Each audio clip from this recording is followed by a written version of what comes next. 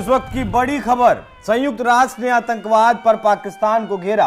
पाकिस्तान की चारों तरफ इस वक्त किरकिरी।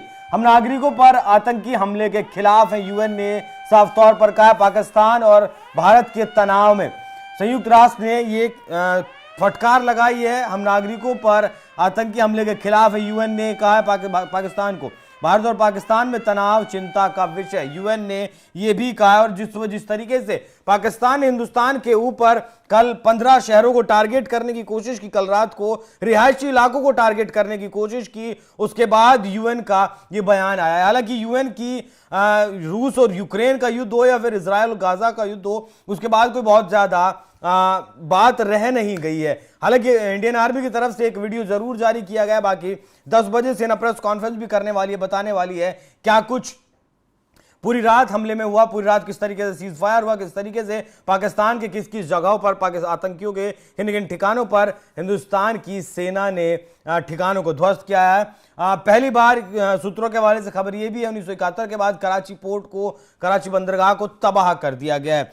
फिलहाल यूएन ने क्या कुछ कहा है वो मैं आपको दिखाता हूं। बाकी दिखाएंगे आपको वो तस्वीरें, पाकिस्तान में क्या खौफ का मंजर था, दिखाइएगा जरा।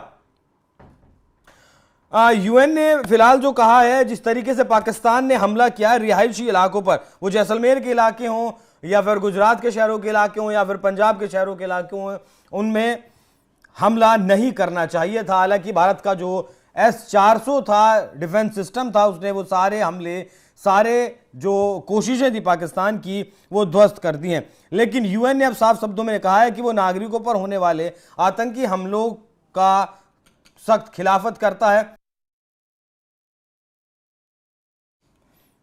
आतंकी हमलों का सख्त विरोध करता है और किसी भी देश को आतंकियों को पनाह देने या समर्थन करने की इजाजत नहीं दी जा सकती है किसी भी लिहाज से। ये बात यूएन ने अपनी उसमें कही है, अपने रिपोर्ट में बात कही है। जिस तरीके से पाकिस्तान ने हमला किया था उसकी सख्त निंदा की है।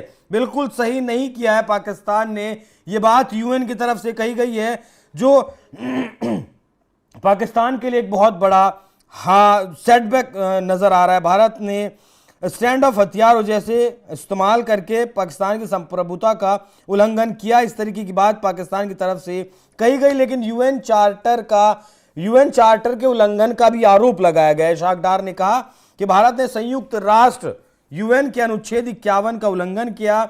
उन्होंने कहा कि भारत की इस कार्रवाई से महिलाओं, बच्चों समेत कई नागरिकों को जान से हाथ धोना पड़ा।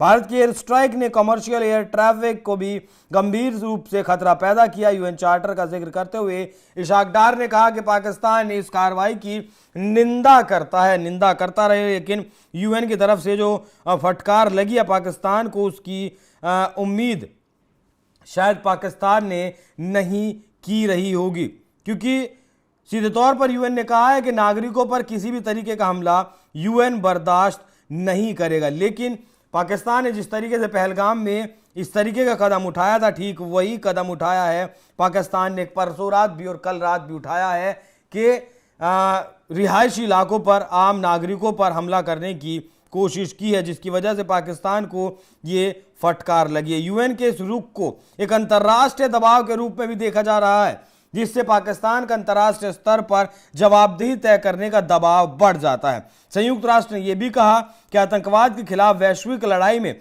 पाकिस्तान को पारदर्शी और सख्त कार्रवाई करनी होगी, अन्यथा उसे राजनीतिक, आर्थिक और सामाजिक परिणाम भुगतने पड़ेंगे। आपको बता दूं कि आज ही आईएमएफ की टीम, 9 तारीख है आज ही आईएमएफ की टीम आज पाकिस्तान पहुंचेगी। वो रिव्यू करने वाली है कि आईएमएफ की जो किस्त मिलनी है, लगभग $1.1 बिलियन की जो किस्त पाकिस्तान को मिलनी है, जो सैंक्शन हो रखी है, उसके हालात देखने के लिए युद्ध में पाकिस्तान इस वक्त चला गया है।